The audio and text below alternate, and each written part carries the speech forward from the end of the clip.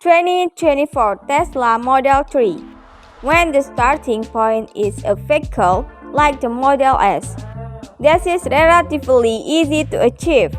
On the other hand, the Model 3 is already criticized for being too simple, containing a single screen that concentrates vehicle information, infotainment, and the operation of several functions in the car.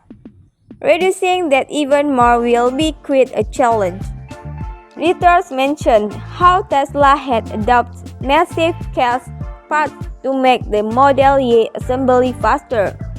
The electric crossover made a Giga Austin has a cast structure for the front end, one for the rear end, which the Model Y made in other locations also has, and a structural battery pack that reduced the number of parts composing the platform to 3.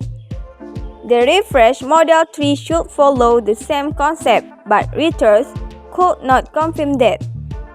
The production of the reversed electric sedan at Giga Shanghai should start in the third quarter of 2023.